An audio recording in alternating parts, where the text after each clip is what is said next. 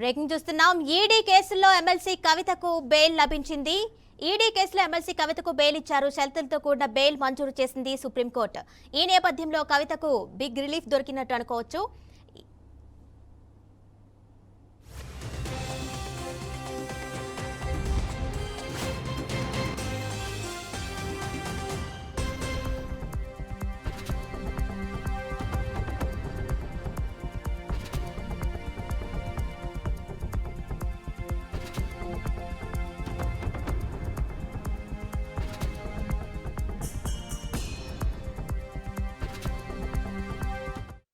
Breaking చూస్తున్నాం. Delhi liquor scam కేసులో BRS MLC కవితకు భారీ ఊరట దక్కింది. మార్చి 16 నుంచి తీహార్ జైల్లో ఉన్న ఆమెకు సుప్రీం బెయిల్ మంజూరు చేసింది.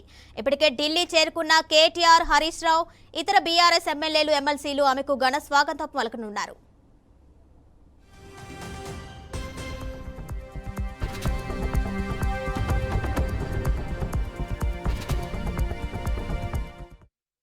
దీనిపై మరింత సమాచారం మా మేనేజింగ్ ఎడిటర్ చిదంబర్ రెడ్డి అందిస్తారు. చిదంబర్ రెడ్డి, చెప్పండి, ఎమ్మెల్సీ కవితకు బెయిల్ మంజూరు చేసిన సుప్రీంకోర్టు అక్కడ ఏ విధంగా ఉంది, డీటెయిల్స్ ఇవ్వండి.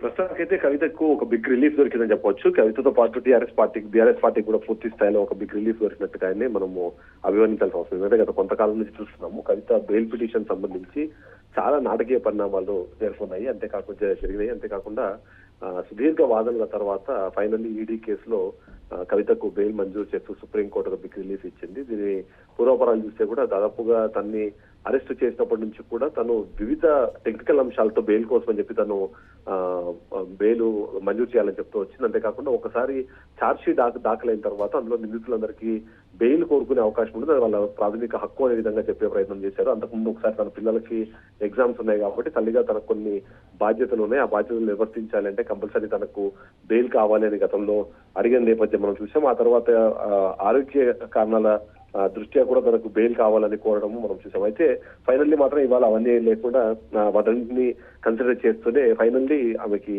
బెయిల్ మంజూరు చేస్తూ సుప్రీంకోర్టు ఒక డెసిషన్ అయితే తీసుకుంది. ఇందులో ముకుల్ రోహత్గి తను తన వైపు నుంచి కవిత వైపు నుంచి వాదనలు వినిపించే క్రమంలో కూడా చాలా క్లియర్ గా కేటగారికల్ గా ఇప్పటికే దీనికి సంబంధించిన విచారణ మొత్తం పూర్తి అయిపోయింది. ఇప్పటికీ 50,000కు పైగా పేపర్లతో దీని ఛార్జ్ షీట్ కూడా దాఖలు చేసిన తర్వాత ఇంకా కవితను ఎందుకు జైల్లో పెట్టాల్సిన అవసరం ఉంది అన్న విషయంపై తనకు అర్థం కావట్లేదు అని మాట్లాడడం. అదే సందర్భంలో ఈడీ తరఫున వాదించిన ఎస్వి రాజు కూడా చాలా టెక్నికల్ అంశాలన్నింటినీ తీసుకొచ్చే ప్రయత్నం చేశారు. అందులో ముఖ్యంగా చూస్తే మాత్రం మొదటిది తను మొత్తం విచారణలో ఏ ఒక్క రోజు మాకు సరిగా సహకరించలేదు. బెయిల్ పిటిషన్ సంబంధించి మాట్లాడే క్రమంలో కస్టడీలోకి తీసుకున్నప్పటి నుంచి ఈ రోజు వరకు తను ఏ ఒక్క విషయంలో తను సహకరించలేదనే మాట ఒకటి. తర్వాత రెండో కీలకమైన అంశము తను ఎప్పటికప్పుడు తన కార్లు కానివ్వండి, మొబైల్ ఫోన్స్, మొబైల్ నెంబర్స్ మారుస్తూ వచ్చారు. తద్వారా తను ఈ కేసు నుంచి బయటపడేందుకు ప్రయత్నం చేస్తున్నారు, లేకపోతే ఈ కేసులో తను నిందితురాలైనా సరే తన నుంచి తప్పించుకునే ప్రయత్నం చేశారనే విషయం అడిగినప్పుడు సుప్రీంకోర్టు సీజీఐ కూడా చాలా క్లియర్ గా అడిగారు, ఎందుకు మీరు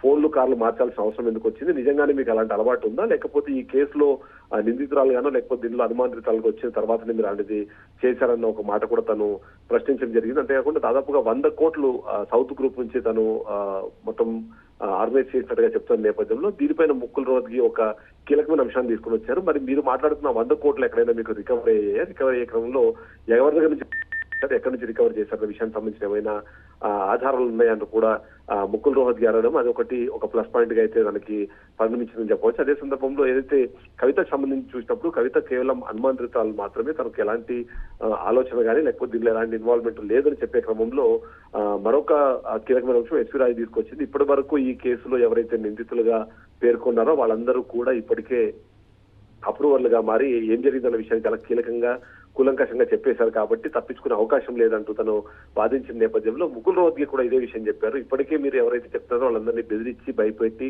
ఈ కేసు నుంచి బయటకు వేయాలనే ఉద్దేశంతో అప్రూవర్ గా మారుస్తున్నారు, తద్వారా ఈ కేసు నీరుగార్చే ప్రయత్నం జరిగింది, అది కూడా కరెక్ట్ కాదనే విషయంగా తను మాట్లాడడం అన్నది కూడా తన వాదనలు వినిపించిన నేపథ్యంలో మనం చూస్తాం. ఫైనల్ గా చూస్తే మాత్రం ఈ సుప్రీంకోర్టు ఈ దీని మీద డెసిషన్ తీసుకుంది. ఆ డెసిషన్ తీసుకొని తనకి బెయిల్ మంజూరు చేసిన నేపథ్యం కనిపిస్తుంది. అంతేకాకుండా ఇప్పటికే అంటే మనము చూస్తే కేసు ఇవాళ అవుతుంది, రిజల్ట్ వస్తుంది అనే ఒక నమ్మకం ఉన్న నేపథ్యంలో ఇప్పటికే బీఆర్ఎస్ కి సంబంధించిన 15 మందికి పైగా ఎమ్మెల్యేలు ఢిల్లీలోనే ఉండడము, దీంతో కూడా ఖచ్చితంగా తనకి ఇవాళ బెయిల్ వచ్చే అవకాశం ఉంది అనే విధంగా ఇప్పటికే కొన్ని రూమర్స్ అయితే మనకి స్ప్రెడ్ అయ్యి అదే ఫైనల్ గా నిజమవడం అయితే మనం కనిపిస్తుంది కిరణ్.